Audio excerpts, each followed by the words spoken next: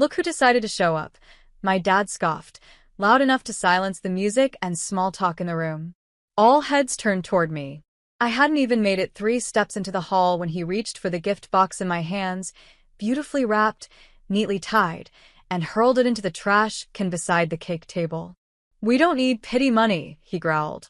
"You're just here to beg, aren't you? Before we begin, drop a comment and tell us where are you from and from which city you're watching our videos? And after watching the whole video, don't forget to tell us, what would you do in this situation? Be honest, tell me in the comments below." We read every comment. Let's begin. Everyone laughed.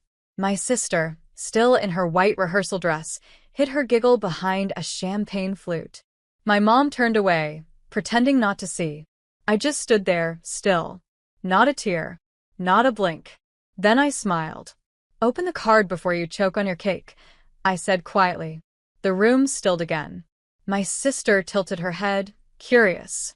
My dad hesitated, and then, with an exaggerated grunt, he walked over to the trash, pulled the crush box out, and tore the envelope from the top. He opened the card. He didn't even finish the first line before his face changed. Then, right on cue, the double doors of the venue opened and in walked my husband, Logan. Tall, clean-shaven, and calm as ever, dressed in a dark blue tailored suit, holding a second envelope in his hand. "Thought I'd drop this off myself," he said, placing it on the gift table, since the first one nearly ended up with the plastic cups. My dad's hands were trembling now. The original card was still open. He looked back at me like he was seeing a ghost. My sister stood up. "What's going on?" Her voice cracked. She sounded more panicked than annoyed. The energy in the room had shifted completely. I walked over slowly, heels clicking, picked up a champagne flute of my own, and stood beside the gift table. "That envelope," I said, pointing to the one my husband had just placed down, "holds a wedding present from us. Fully paid honeymoon. Private villa in Maui. Business class flights. All inclusive." Someone gasped behind me. "But," my sister began. "Oh," I added, "and the check in the card Dad just opened? That was for Mom. To help her pay off the mortgage. I figured you all needed the help." Suddenly, no one was laughing. My dad's face was sheet white. My mom stepped forward like she wanted to speak, but couldn't find the words. But it was too late. This wasn't for applause. It wasn't for praise. It was closure. I set my glass down untouched. Turned to Logan, who simply offered his hand. I took it, and as we walked out of the hall in silence, I heard chairs scraping. A quiet, "Wait, Emily, please," from behind. But I didn't stop. Not once. They had already thrown me out once. I had only come back to return the favor, with interest. 3 years ago, I left that house with a duffel bag, a cracked phone, and a heart so shattered I could barely speak. I still remember that night. The rain hadn't even started yet when my dad stood in the driveway, holding the front door open like I was some burden he couldn't wait to be rid of. "You've done enough damage," he'd said. "You can leave now. Don't expect a single cent from us ever again." My sister, Melanie, leaned against the porch rail, arms crossed, smug. "You'll come crawling back. Don't worry, we'll pretend not to gloat when you do." And my mom? She stood by the window, looking everywhere, but at me. That was the night I finally realized the truth. I was never the daughter they wanted. Never the one they were proud to claim. I wasn't the perfect one getting a master's degree in fashion design, or the one engaged to a rich family son. I was just the other one. The inconvenience. And all because I said no. No to the arranged marriage they wanted to push me into. No to the family business that I was expected to take over without question. No to selling myself short.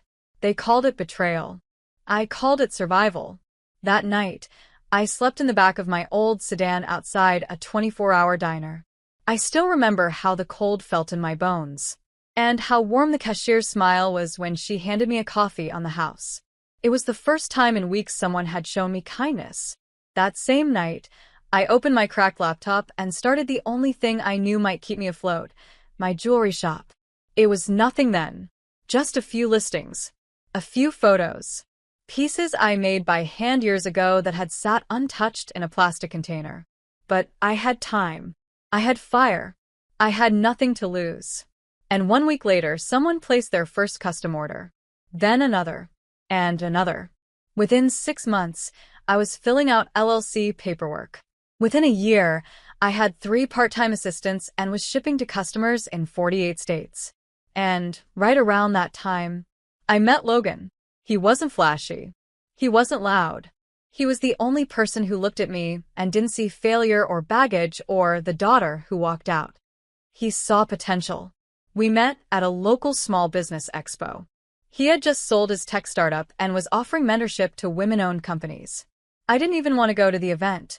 I was exhausted, behind on orders, and running on 2 hours of sleep, but I dragged myself there anyway. Sometimes fate doesn't knock. It whispers. He bought 3 necklaces from my display that day and asked how I managed to create something so detailed with limited tools. I told him the truth. I had no tools. I made these in the back seat of my car last year. He didn't blink, didn't flinch. He just said, "Then you're the most resourceful woman in this building." We married in private 8 months later. No invites. No drama. No family. I didn't send a single card. They had made their choice long before I made mine. But now it wasn't about revenge. It was about reclaiming the space they told me I'd never belong in. So when Melanie's bridal shower invite came in, sent by my aunt who still had the decency to treat me like a human being, I didn't plan to go. At first. But Logan was the one who looked at the card and said, "You should show up." "Why?" I asked. "So they can pretend I'm invisible again?" "No," he said, sliding the envelope back into my hand. "So they can see what invisible became." He was right, but I didn't go to boast. I went to give them the kindness they had never shown me, just so they could choke on their own cruelty. And when I stood there, watching my father tremble while reading that card, it wasn't pride I felt.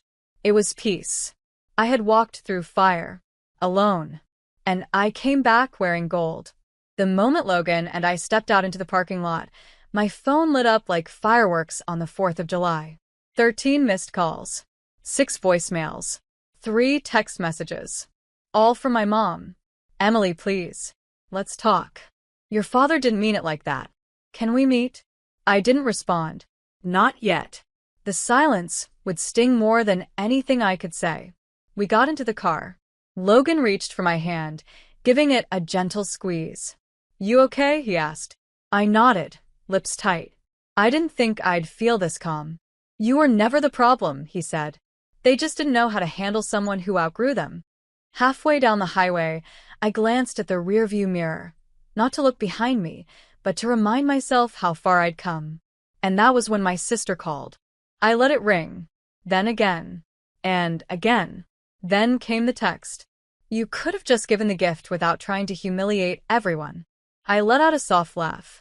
Logan raised an eyebrow. "She thinks I tried to humiliate them," I muttered. Unbelievable. But what came next made my stomach twist. The wedding venue just called. The deposit bounced. "Did you do something?" My blood turned to ice. "I didn't touch anything," I said slowly, handing Logan the phone. He read the text. His expression darkened. "She's fishing. Trying to find someone to blame." Another text buzzed in. "Please. If you still care at all, just call me. We're in a mess." I turned away from the screen. They didn't want me at that shower. They didn't want me at the wedding. They didn't want me in their lives. Until the money came out. Until they realized I had built something they couldn't control, couldn't take credit for, and definitely couldn't replicate. Now, suddenly, I mattered. Logan parked the car in front of our home. Modern, sunlit, peaceful. The kind of place I used to imagine back when I was sleeping in my car. I stood on the porch a moment before going in, letting the evening breeze calm the noise in my head. Then I turned to him. "What if I went back tomorrow?" "To the wedding?" he asked, surprised. "No," I said. "To the house. One last time." His eyes narrowed slightly. "Why?" "Because there's something they left in that attic. Something they kept from me for years. I never had the courage to ask about it." He studied me. "You don't owe them anything." "I know," I said quietly. "But this time, I'm not going as the girl who left in shame.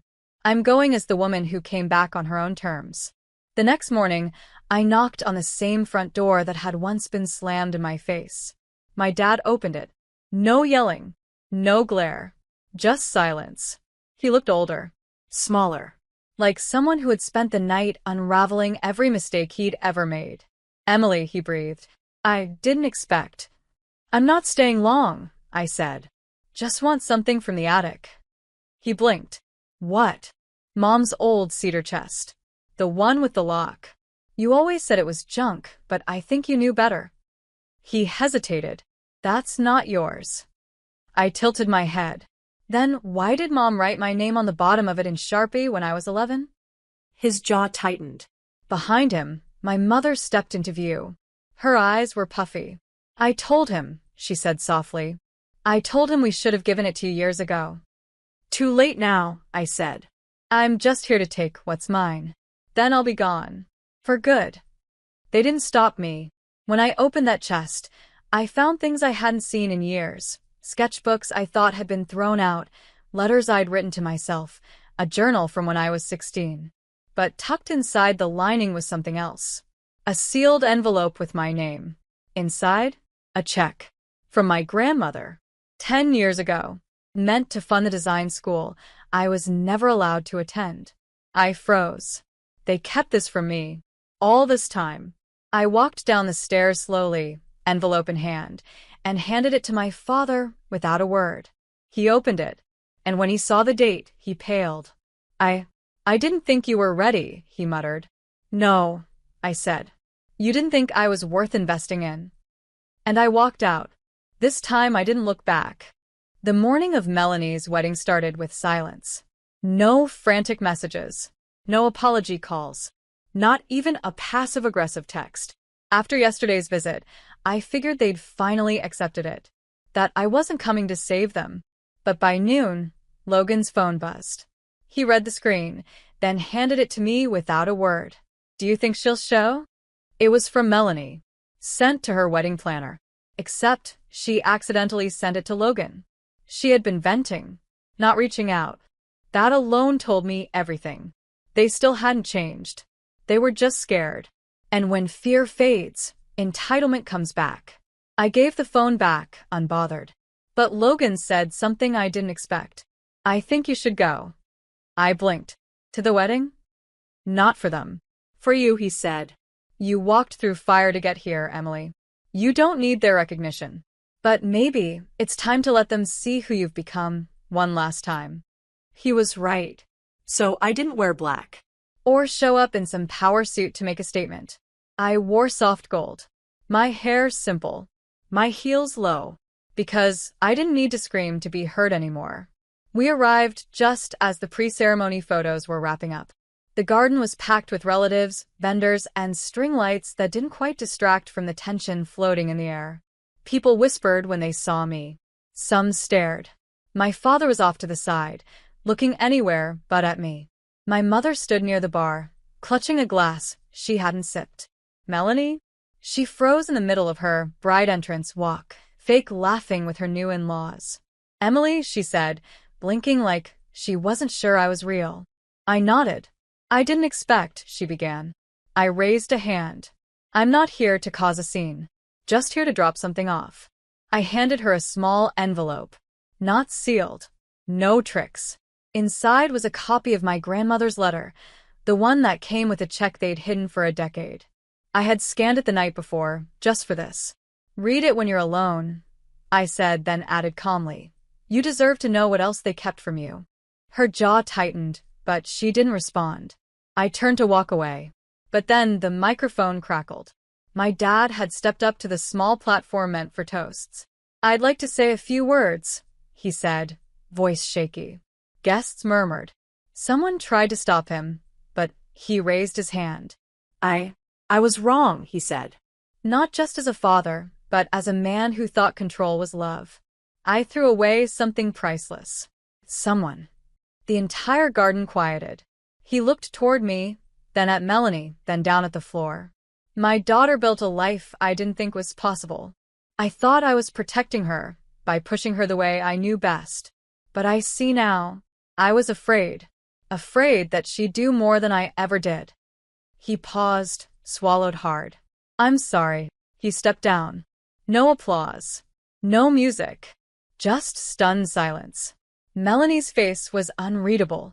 My mom looked like she'd aged 10 years in 10 seconds. I walked up slowly. I didn't take the mic. I just turned to the crowd and said clearly, we all come from something. But sometimes we have to break away from what built us to build what we deserve. Then I turned back to Melanie. I hope your marriage is built on truth. Not pressure. Not image. Just love. She swallowed, nodded faintly, and I left. No drama. No shouting. Just peace. Because this time I was walking away, not running. Later that night, as Logan and I curled up on our back porch, watching the sunset turn the sky orange and soft pink, I felt something I hadn't felt in years. Relief. Not because they apologized. Not because I won. But because I no longer needed their approval to know my worth. I didn't build a life out of spite. I built it because I deserved to see what I was capable of without chains on my ankles. And for every girl who's ever been called a burden at her own sister's celebration, for every daughter told to sit down, shut up, or stay small, let this be proof. You don't have to scream to rise. You just have to keep going. Even when no one claps. Even when no one sees. Because one day they will. And by then you won't need them to.